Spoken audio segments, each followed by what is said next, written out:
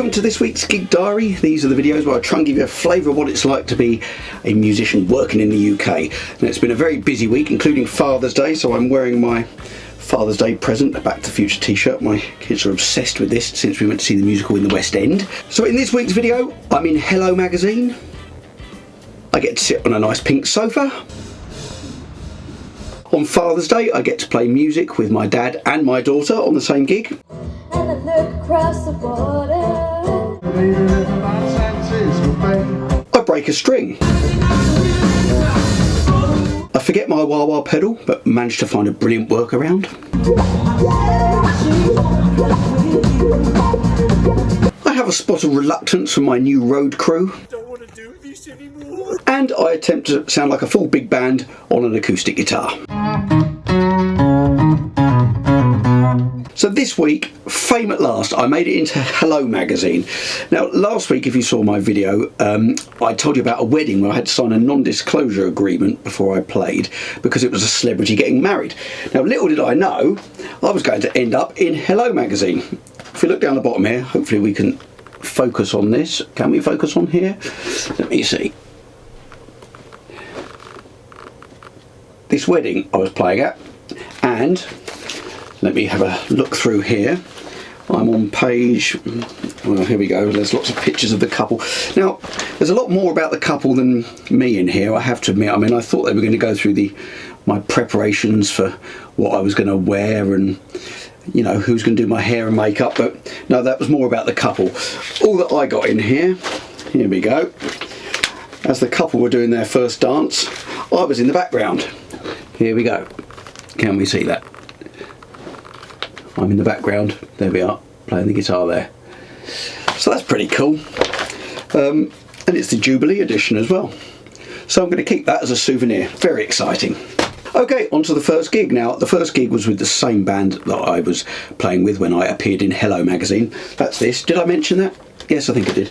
Now, for a change on this Mixed Feelings gig, I was using my own amp because some of the guests wanted to play and there were two guitarists, so we used the amp that normally is on the van for one guitar, and I brought mine along as well. So I did the whole gig using my amp. So the difference here was I used my Quad Cortex rather than my normal pedal board, the same as I did on the last video with the amp that was on the van. On the last video, I went through how I set up a special preset for this purpose. So this is what I used, and I've tweaked it again this week. But firstly, let me show you the sort of basic sound. There's a few solos here. Let me show you these first.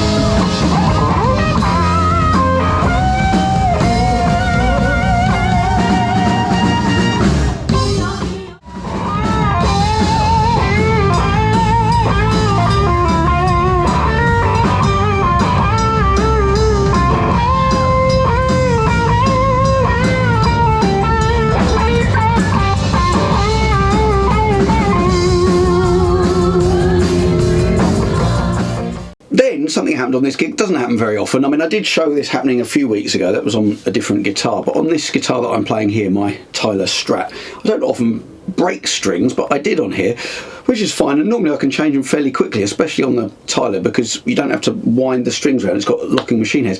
Unfortunately, what I discovered, I was wearing my contact lenses on that gig, as I often do on gigs. In fact, that's the only time I really wear them, and they're not very good close up, and I couldn't see to change the string. partly because of the lights, partly because of my eyesight. So I'll show you this clip here of me struggling trying to do it. Then I had to walk off stage, and Greg, who was on the sound, I had to ask him if he could see as well, and he struggled a bit in the light as well, but he did manage to do it, and then managed to get the string changed. I mean, normally I can change it within about 30 seconds, which is partly why I didn't take a spare guitar, plus there wasn't much room on the stage. Anyway, there we go, part of the perils of being a musician without a guitar tech. Here we go.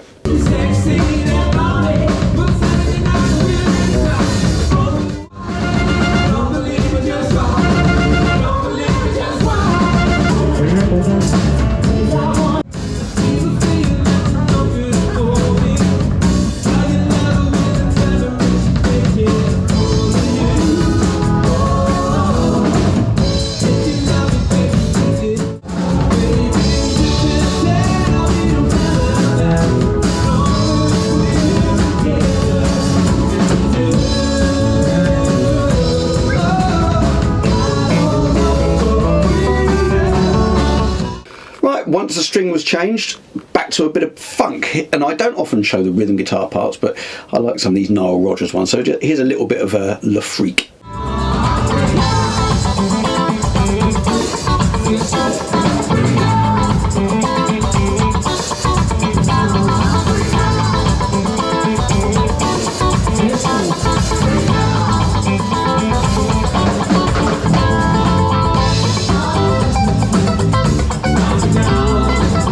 So I've made a couple of changes to the Quad Cortex preset since I set it up and showed it on the last video. And one of the things is I've added chorus, and I think the one I'm using on here is the Dream Chorus Mono, and this is on this track, it's I'm Still Standing by Elton John, where I used it, so you can hear that. I forgot my stereo jack cable that connects the expression pedal into the unit, so I didn't have a wah-wah pedal, and there's a few songs that need a bit of wah, so quick thinking, I put the envelope filter block on.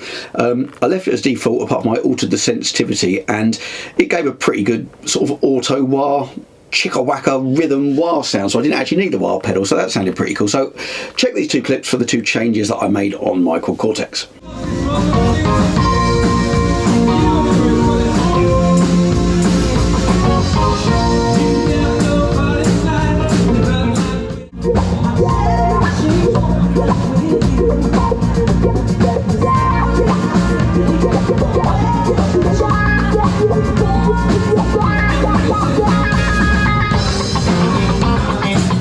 Next gig, a solo acoustic gig. Now this is a venue that I've shown many times on these gig diaries. It's a regular gig of mine. But on this occasion I used a different guitar. I used my Tommy Emmanuel Maton TS808, I can't remember what it's called. Anyway, I usually use my Takamine. Now it was interesting, it sounds very nice, the pickup sounds really good, but it responds very differently. It's a much smaller bodied guitar, and it's great for sort of finger picking and a really light touch, but it's not as good for strumming as the Takamine, but so it made me play a little bit differently. What's very interesting as well, I've heard that Tommy Emmanuel's setup on his acoustic guitar, the action is incredibly low and almost impossible to play for other people. It baffles me because it doesn't sound like that when he's playing it, because he looks like he's hitting the guitar quite hard, but then I guess he does have a rather good technique. But yes, I do find with this guitar I have to hit it much lighter than I have to hit my other guitar. Anyway, check out the sound of it. It sounds pretty nice. I've done a couple of clips here. One is just showing how I set a loop up and then how I solo over it, and then I got asked to do some Stevie Wonder. For some unknown reason I decided to do Sir Duke, which is probably one of the trickiest numbers to do on a solo acoustic guitar, and when I did the riff I decided to whack on the octave pedal so it sounded like a slightly fuller thing. Anyway, check that one out, have a look at this.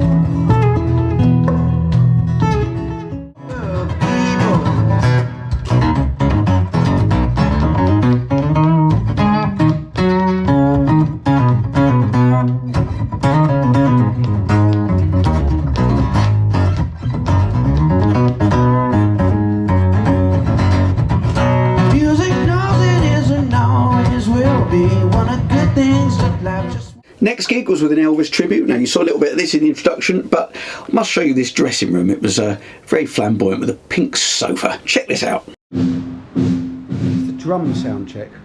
So I sort of take the opportunity to show this rather lovely pink sofa. I think I'm going to look rather fetching set on that. Let me see if I can click the...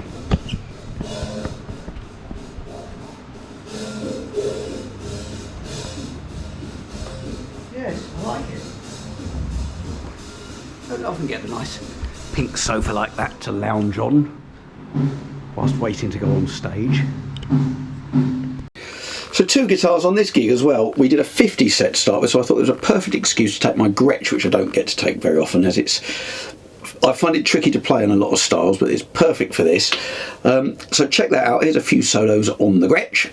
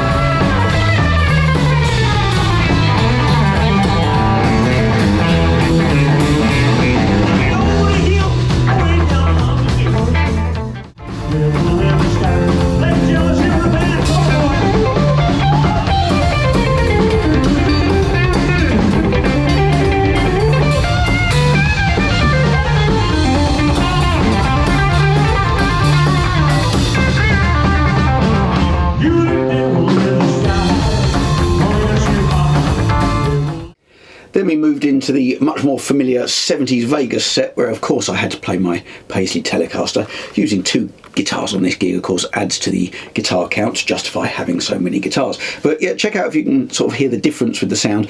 Also, I found it much easier to play the Telecaster, and part of that was I hadn't played the Gretsch for ages, and the truss rod had slackened off quite a lot, so I had a lot of relief in the neck, making the action quite high in the middle. It's quite tricky to do. So anyway, since I've done the gig, I've tighten that back up, and I shall be trying to play that again soon, and I think I shall be able to play it much more easily. So check out these few solos on the Telecaster.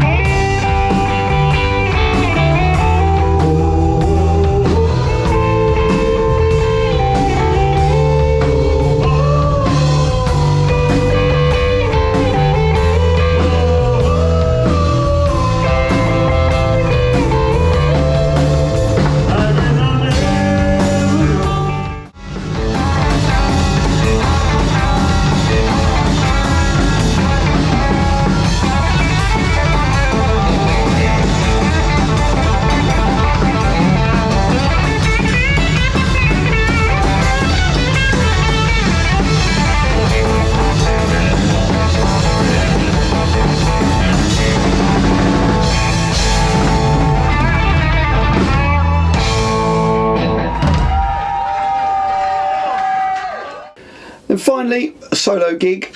This was on Father's Day, and my kids came along. I should have worn this t-shirt probably, or my t-shirt that says "You can't scare me, I have 3 daughters," but I wore my Koss t-shirt, Paul Kossoff, as you'll see in the clips. I got that because my dad bought me that one. Not sure that he can remember having bought it for me because he didn't mention it when we were there. Anyway, so I'm using my acoustic guitar to start with here. This is the 5th guitar you're going to see. It's my Takamine. Usual sort of setup. What I normally have, I use my Quad Cortex for looping with the Takamine through it. Straight into the PA. And I just thought I'd show a bit of this because, as you can tell, the kids are obsessed with this film, so they asked me if I'd play Power of Love, which I would ideally have on a track or something to play with my electric guitar. And I've played it many times, but I don't think I've ever really sung it before, and I've certainly never played it on acoustic guitar, so this was just to please my children, so I'm just going to play you a bit of this first. Don't take fame, don't need no credit card to ride this train. It's strong and it's sudden and it's cruel sometimes, but it might just save your life. That's the power of love. Then switching to my electric guitar, a friend of mine asked me if I would take my 335. I normally take my Strat on these gigs, as I find that more versatile, or I'm more used to it anyway. I took this along for Adam, who wasn't at the gig. So Adam, if you're watching this, you can now see my struggle for the guitar that I played just for you, and hopefully you'll be there next time and I'll bring it again so you can see it. Now, I used the same patch that I showed on the last gig that I set up for my solo gigs, and I have to say, I think because of the higher output of the 335 over my Strat, there's a little bit too much gain on this sound, but it does make it very easy to play.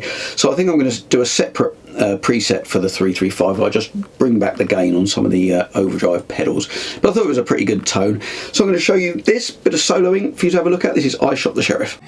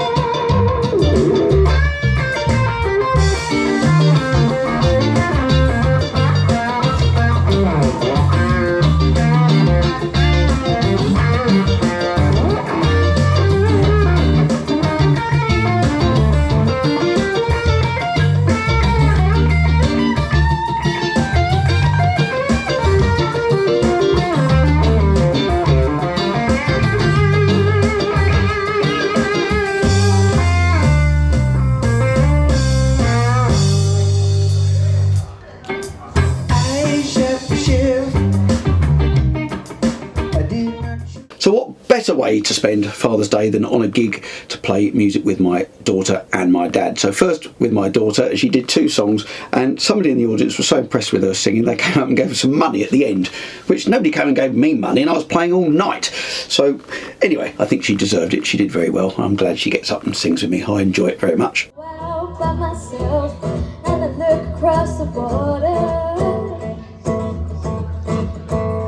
and I think of all the things what you do. In my head I paint a picture. Since I've come home, well, my body's been a mess, and I miss your ginger hair and the way you like to dress. Won't you come on over? Stop making a fool out of me. Why don't you come on over, Valerie? Valerie, Valerie. And then my dad, he got up and played a couple of songs. Now this one I'm going to show here, this is San Francisco Bay. This was on the Eric Clapton Unplugged album, and I remember years ago someone suggested I did this song, and I went to my dad, I said, do you know this song called San Francisco Bay? And of course he was, do I know that song? I've been playing that since the early 60s. Of course I know that song, it's a standard. So we've played this many times together, it's a good song. So here we are, here's a little clip of me playing with my dad. Jesse Fuller lived just across the bay from San Francisco, a place called Oakland.